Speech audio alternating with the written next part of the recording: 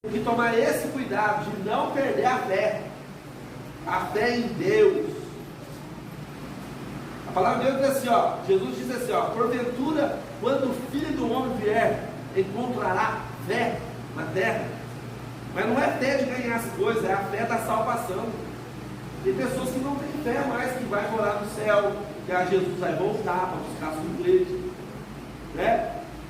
Ele está buscando através da fé outras coisas, e às vezes são coisas terrenas que vai ficar por aqui. Bem? Vamos lá. Em sua opinião, por que o servo de Deus enfrenta momentos de crise em trajetória de fé? Para fazer um comentário, nós já fizemos. De acordo com as Escrituras, como Jesus age na vida de um servo quando enfrenta crises em sua fé? O que Jesus faz com uma pessoa que não tem fé? Está em crise. Ele vai através da palavra, porque agora através da palavra, ele não está aqui fisicamente para ir até Tomé. Então através da palavra ele vai tratar com essa pessoa. Ele vai exortar essa pessoa. Por isso que a palavra de Deus, ela deve ser primordial.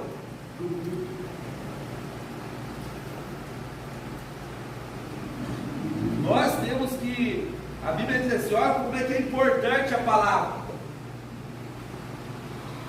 Se eu tenho um culto com muito tempo de louvor, é importante? Sim.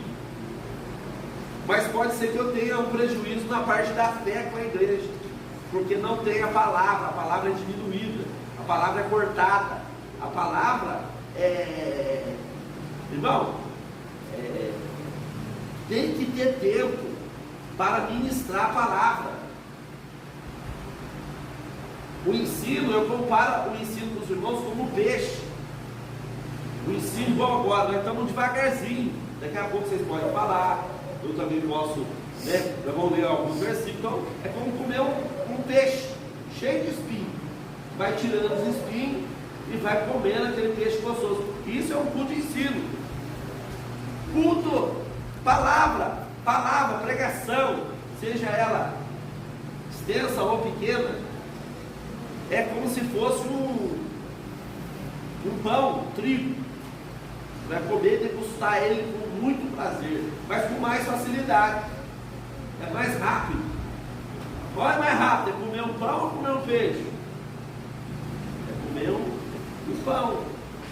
Então o pregador, quando ele está pregando pão, ele está dando pão para a igreja, ele não tem muito tempo, é pão para a igreja. E não tem negócio de ficar passando manteiga, passando as coisas no meio, não. O evangelho não pode ser misturado. O evangelho não pode ficar recheando ele, incrementando ele, para ver se a igreja pega, se a igreja vai. Tem algumas coisas que eu queria passar para os irmãos, eu andei aprendendo também durante esse tempo, que a gente tem observado, nada contra, a gente chega em cada lugar que tem um costume. Mas, por exemplo, não é saudável para a igreja a salva de palmas. Porque a salva de palmas foi trocada pelo glória a Deus e aleluia. O povo dá uma salva de palmas, mas não glorifica. Uma salva de palmas para Jesus é um costume do lugar, ou o costume de alguém que aprendeu assim, mas não é saudável. Estou falando como pastor para vocês, não é saudável. Uma salva de palmas para Jesus. Entendeu? O pregador não é saudável, o pregador, ele fica falando para a igreja, levante sua mão e glorifique, porque dá a impressão que o pregador nem quer que a igreja glorifique. Mas a igreja também está como se fosse uma coisa mecanizada, sabe? Não é espontâneo, né? Os lenços tem que haver na igreja, os lenços, os irmãos trazer lenço, toalha, para chorar no culto. Já vem com a toalha, já vem com o lenço, para chorar. Eu vou para a presença do Senhor, eu vou para chorar, eu vou para me derreter, me derramar na presença do Senhor. Por que eu estou falando isso, irmãos? Várias adaptações nós colocamos durante o tempo, colocando durante o tempo, na hora do culto, na hora da mensagem, que é para tentar incrementar a mensagem ou acordar alguém que está bem disperso. Mas isso não resolve, irmão. Não resolve, porque vai roubando a espiritualidade da igreja. E a igreja vai acostumando que só vai ter o mover do Espírito Santo no final, quando tiver uma música tocando, ou quando tiver alguém cantando. A igreja vai acostumar com isso. Porque algumas pessoas que, observando como pastor, já não dá nem muita importância para falar, mas no final ele dá uma importância. Mas ele não comeu a palavra. Na hora da palavra era a hora primordial, era a hora que não era para nós estar trabalhando, não era para ninguém estar na cozinha, não era para ninguém estar em outros secretarias, não era para fazer nada disso. Na hora do culto, na hora da palavra, não. Por quê, irmão? Porque eu vou falar que tem tudo a ver com a palavra, tudo a ver com a lição. A fé vem pelo ouvir e ouvir a palavra de Deus. Se não ouve a palavra, não tem fé. Incrédulo. Aí ele fala, por que a igreja está incrédulo? Porque não ouve a palavra, não dá atenção para a palavra. De primeiro, uma coisa boa que as pessoas faziam, não sei se alguém que ainda faz, né, era trazer uma canetinha na igreja, todos os versículos que eram da igreja, marcando. Quando ele chegava em casa, que ele jantava, se ele jantava, ele ia rever todo o culto que foi falado. Ele ia comer novamente, e aquilo ia alimentar ele, a fé dele ia aumentar. Então, o Espírito de Deus está falando comigo para falar isso para a igreja, porque nós estamos num tempo contemporâneo que as coisas estão mudando. Nós vamos pregar num lugar aí, o pastor Zé Caio estava junto. Irmãos, o relógio estava parado, eu achei que estava funcionando. Mas cantou 1 hora, quase 2 horas. Olha, eu era um convidado especial para ir no lugar e trazer uma palavra. Você sai da sua casa, você põe gasolina, você pega a estrada, você vai até o lugar, você senta lá naquele púlpito, esperando o quê? Que vai lhe dar um tempo para você servir a igreja com o alimento que Deus deu para você. Porque todo pregador tem que ter alimento. Todo mundo que ensina a palavra de Deus tem que ter alimento. Se ele não tiver, irmão, ele não pode pregar. Como é que ele vai servir a igreja com a bandeja vazia? Vai deixar a igreja com fome, a igreja vai com fome embora. Então, se a fé vem pelo ouvir e ouvir a palavra de Deus, eu preciso ter tempo para pregar. Como eu falei para o irmão aqui que está conversando comigo, olha, eu costumo dar 1 hora, 50 minutos para a pessoa pregar. Eu dou para a pessoa 1 hora. Mas eu vou ver. Até o irmão falou comigo assim, eu vou ver se eu consigo preparar uma palavra para pregar 1 hora, porque às vezes eu não consigo, 1 hora. Não, irmão, não é para você pregar 1 hora, prega meia hora, 20 minutos, 40 minutos, o que Deus te deu. Irmão, até aqui o Espírito de Deus me deu 20 minutos, foi até ali que Deus te deu. Os outros tempos, convida alguém para aceitar Jesus, convida alguém para orar, se tiver alguém para receber a cura, e entrega. Não tem importância o grupo terminar aqui nos espaço 9, não tem importância. O que eu não posso, irmão, é encher linguiça até dar o horário. Se Deus já falou para você, e você já falou que Deus tinha mandado falar, você precisa encerrar ali, porque dali para lá você vai ser penalizado. Não é por Deus, não, é pelo povo mesmo. O povo vai falar, até tal horário, o irmão pregou bem, mas daquele horário para frente, não deu mais certo. E isso não é só para os irmãos, isso é para mim também, que prega a palavra aqui, prega em outras igrejas. Entendeu? Então, por que eu estou falando isso? Prioridade a palavra. Então, por exemplo, a Eliane está trabalhando lá embaixo. Está lá embaixo. Então, ela não escuta a palavra aqui. Ela precisa fazer um... Eu já falei para ela, mas estou ensinando para servir todo mundo. Ó, ela precisa fazer uma organização lá para ela, pelo menos, escutar 2 domingos, 3 domingos, tá aqui. Porque se ela tiver a equipe dela toda trabalhando lá, daqui uns dias ela vai ter problema com a equipe dela. Porque eles têm um bom trabalho, mas não vão ter fé. A incredulidade vai tomar conta. Porque a palavra de Deus diz que a fé vem pelo ouvir. E ouvir a palavra de Deus. Gastar tempo para comer. Né? Não tem como. Bom, é saudável comer comer com o prato na mão, assistindo televisão?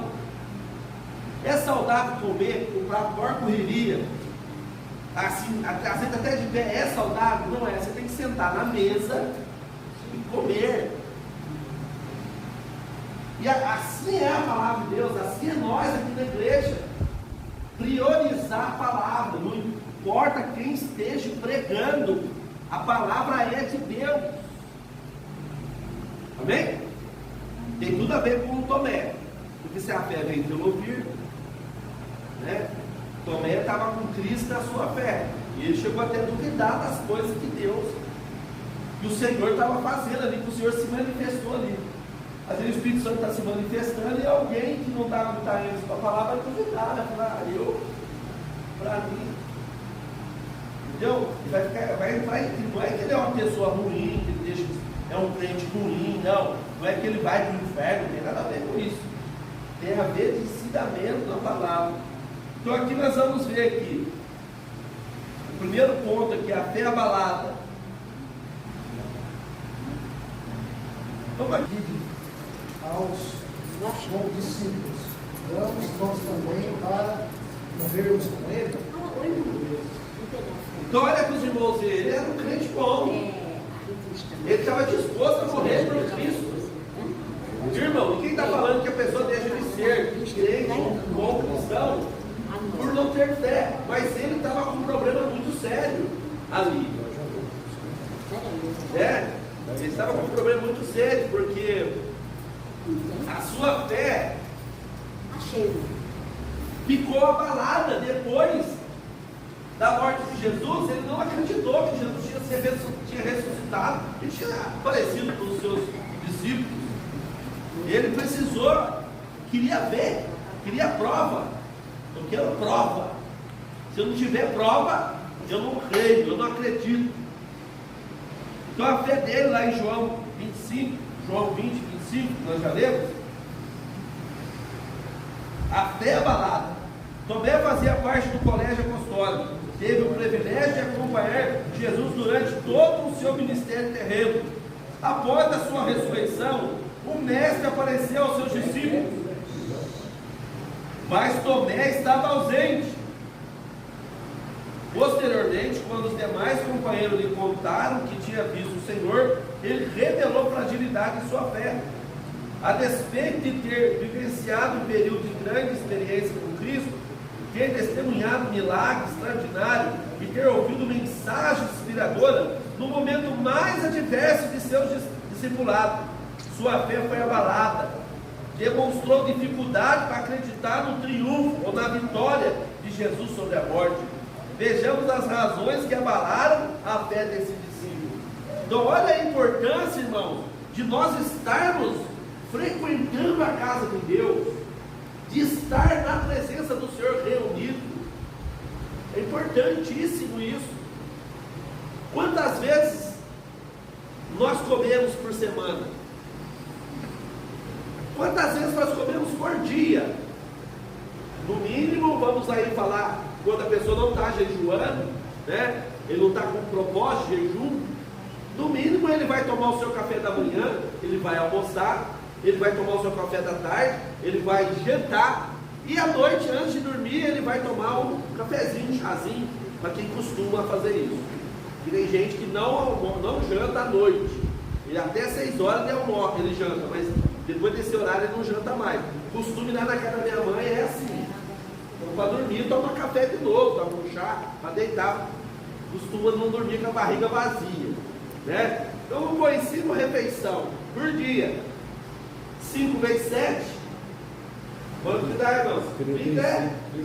35. Então, no mínimo, você vai fazer 35 refeições durante a semana, trazendo isso para o lado espiritual. Quantas vezes você se alimenta por dia da palavra de Deus? Oração, vamos falar dos primordial. Oração, jejum. Oração, jejum e louvor. Entoar louvores de gratidão a Deus também. Pastor, não consigo fazer isso na minha casa. Tá, beleza. Você não consegue fazer na sua casa, porque lá tem cachorro, lá tem gente chamando o portão toda hora, você tem uma turminha boa de crianças na sua casa, ou de... Gosta, não tem jeito. Trabalho o dia inteiro, né? Pastor, não consigo fazer na minha casa. Tá. E aí eu pergunto para você, você consegue fazer na igreja? Aí você fala, consigo. Eu consigo orar na igreja, eu consigo ler a Bíblia só na igreja, e eu consigo ouvir a palavra na igreja. Só que eu consigo uma vez por semana. Infelizmente, eu quero dizer para você, você está com anemia espiritual. Você está a ponto de qualquer vento, qualquer barulho, qualquer situação na igreja ou em qualquer lugar, você se desviar da palavra, do Evangelho e abandonar até a Cristo. A aula passada, o pastor José Carlos comentou aqui ainda: como pode uma pessoa que serve a Deus não estar frequentando a casa de Deus? Tem que estar, irmão. Não dá para vir todo dia, mas vem nos dias de culto. Tem culto terça, tem culto quarta, tem culto domingo. Às vezes tem no sábado também. São 4. Vem para o culto. Um ou outro não dá para vir, mas vem para o culto. Porque eu quero dizer para os irmãos, se você priorizar, você vem. Se você colocar propósito no coração, você vem. Porque quando a gente tem alguma coisa para nós fazer para nós fazemos até cansado mesmo.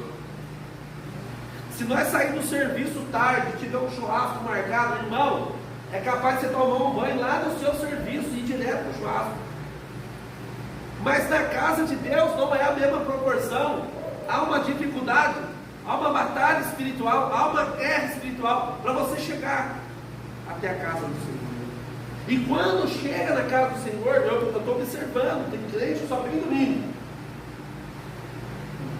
Por vários motivos, ele tem os motivos dele, não estou julgando ele, mas muitos que só vêm domingo, não ficam ouvindo a palavra, não sossegam no culto, parece que tem um prego no banco, é banheiro toda hora, é uma hora arruma um jeito de dar uma escapada, tem uns que ficam até lá para fora já, e você olha aquele cristão, ele não tem uma fé firmada.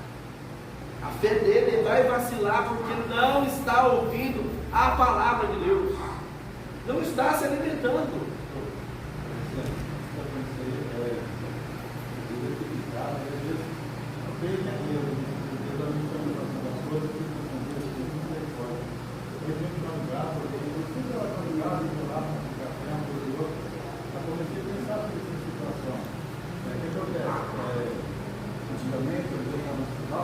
A preocupação de levar o crente com muito desviado. Hoje eu tenho que estar na igreja. Essa situação que eu coloquei, mas está dentro da igreja, eu tenho desviado para isso, não tem que mais nada. Então, você tem que dizer que ele aqui dentro, você tem que desviar aqui dentro, não está trabalhando, Um dia eu fui conversar com o membro sobre isso, a necessidade, a gente quer o meu bem, eu sou um pastor, eu quero o meu bem do membro. Fui conversar com o membro sobre isso, sabe o que ele falou para mim? O senhor vai negar todo dia, porque o senhor é pastor. O senhor está negando todo dia porque o senhor ganha para isso.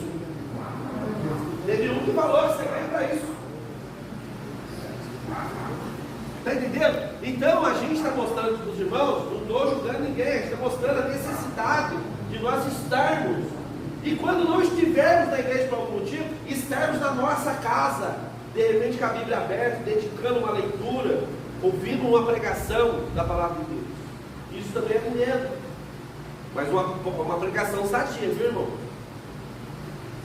Você comer as coisas aí, comer iFood aí fora, aí, espiritual, aí depois você vai passar mal, não é genuíno, né, irmão? A fé é abalada. Então se a fé vem pelo ouvir, eu preciso ouvir, né? Você já imaginou, os irmãos que estão aqui hoje, você já imaginou aquele tanto de cristão que tem aqui no dia de domingo? Tem lugar, às vezes, tem nem lugar para sentar, às vezes, está cheio, está tudo cheio. Você já imaginou todos esse povo reunido num culto de ensino, para ouvir a palavra de Deus, como que ia aprender o certo e ia fazer o certo, mas se não ouve o certo, também há uma desculpa de dizer, eu não sabia. Mas será que não sabia? No tempo que nós estamos vivendo hoje, será que existe inocente espiritual? Não tem mais, né, irmão? Não tem mais. Então aqui estava Tomé, situação.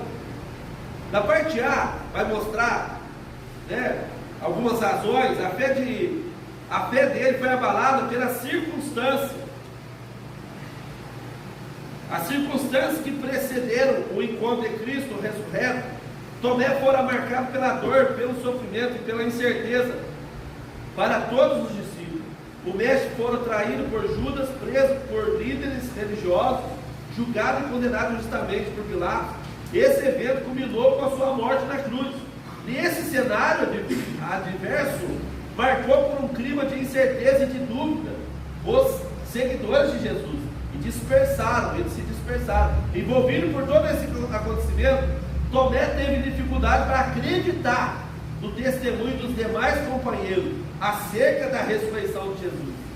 Pressionada pela circunstância, sua fé estremeceu. Em nossa jornada espiritual, devemos vigiar e orar para que as adversidades não roubem a nossa fé. Precisamos crer sempre, independente da circunstância. Lê para nós, João Hugo, Salmo 27, 5. Lê para nós, pastor Flávio, Romanos 8, 35. Pastor Zé Carlos, por gentileza, Salmo 34, 19. Irmão, a circunstância não pode roubar nossa fé. Nós precisamos manter nossa fé.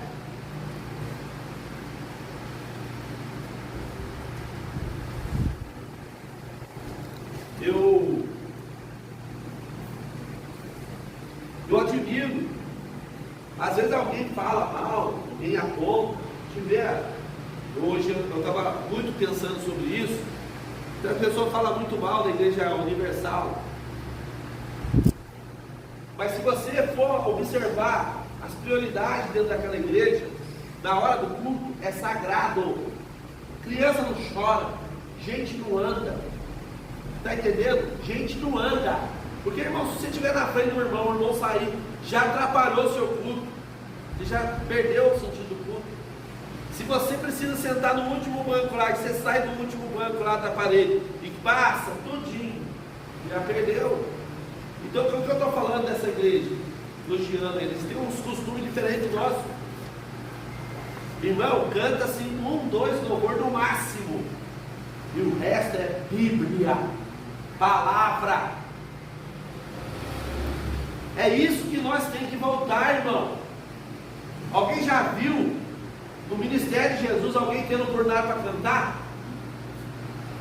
O povo seguia Jesus, Jesus fazia milagre e era a palavra do povo.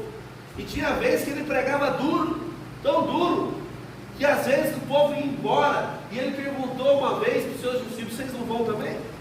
Vocês querem ir também? Pode ir. Porque é a palavra que liberta, é a palavra que transforma, é a palavra que muda, é a palavra que enche uma igreja. Ninguém segura a igreja com coisa de comer, irmão. Irmão, vem para a igreja que eu vou dar um churrasco depois do culto. Você vai vir por causa do churrasco, e depois do churrasco, capaz de você até sair fora da palavra, porque não foi através, por causa da palavra. Nós temos que voltar essa essência de querer degustar a palavra. Paulo pregou tanto, levou tanto tempo pregando, o Eude caiu da janela. Tem crente que é igual o Eude, está em cima da janela, ele fica olhando para o lado da igreja, na hora da palavra, mas também está observando outras coisas, acaba caindo, dando trabalho para Paulo descer e tem que ressuscitar o menino. Então, palavra, irmão, é a hora que Deus está falando. Sabe o que é temor, irmão? Você tem aquele temor que Deus está falando. Sabe aquele temor que quando está lendo a Bíblia, se você tiver chegado lá fora ou no corredor, você não entra, está lendo a palavra, Deus está falando, reverência. O pregador está pregando, não é a hora de conversar, não é a hora de vender, não é a hora de comprar. comprar, não é hora de negociar, não é hora de marcar nada. Deu uma coisa para falar com o irmão Hugo, ou fala antes do culto, ou depois do culto, calma. Mas na hora do culto, se você for resolver tudo que você tem que resolver, você perdeu o melhor do culto você perdeu, que é a palavra. E vai fazer falta para você depois, vai fazer falta para mim também. Então a palavra, ela corta nós aqui hoje, está cortando eu também. Tá? O ensinamento está cortando nós. Para nós aprendermos isso, dar prioridade para a palavra. E daqui a pouco, irmão, está no culto de ensino, eu vou falar, pode falar, né, pastor? Irmãos, nós deveríamos inverter o culto, então. Se os irmãos gostam de louvor, ou gostam da bastante oportunidade, vamos inverter o culto, então. Vamos pregar a palavra primeiro. E daí o pregador, ele leva o tempo que tem que pregar, e o resto do tempo, louvor, não tem problema. O que acontece? Se canta tanto, que quando o pregador vai pregar, o pastor Zé Carlos preparou uma mensagem para 1 hora. Ele está lá com os bolsos dele lá preparados, ficou o dia inteiro orando e escrevendo. Deus dando para ele. Chega aqui, irmão, o povo está cansado, suado. Cada um já fez o que queria fazer, né? O que veio fazer na igreja. Eu vim para tocar, já toquei. Eu vim para cantar, já cantei. Eu vim para liderar, já liderei. Agora, para alguns, infelizmente, assim, agora o culto acabou para mim. Agora a palavra, ela é a prioridade, meu irmão. Porque você oferece a Deus um louvor, 1h30, 2 horas de louvor às vezes. E Deus, às vezes, não é que ele é obrigado, mas às vezes o ser humano acha que ele é obrigado a receber. Aí chega na hora dele de falar, aí já não tem mais aquela. Se eu sair na hora da palavra, eu saio. Não pode. Entendeu? Eu amo a palavra. Eu acho que sim, irmão. Eu acho que a palavra tem que ser prioridade. Por isso nós estamos ensinando. Quem prega também tem que pregar a palavra. Não vai pregar, depois ficar pregando o que você pregou. Né? Aí você fala aí se você vir aqui falar um absurdo que não está na palavra, depois se for um obreiro amigo meu, eu pego lá na porta. Meu irmão, explica para mim. Você falou um negócio aí, mas aonde você tirou esse negócio? Eu perguntei para o obreiro uma vez aí. Na quarta-feira aí foi justamente isso que aconteceu. O obreiro tirou isso aí, que o pai do demoniado, antes de levar para Jesus, jogava o filho no fogo, jogava o filho na água. Aonde que está na Bíblia que o pai fazia isso com o filho? Então, irmão, vai ter que tomar muito cuidado. Aqui eu estou ensinando que a igreja, isso vai ter que tirar. Irmão, dá arroz com feijão para a igreja, não tem problema. Não fica. Arroz e feijão, né, Zé Carlos? Pastor, arroz e feijão tá bom. A palavra maravilhosa. Vamos falar de Jesus.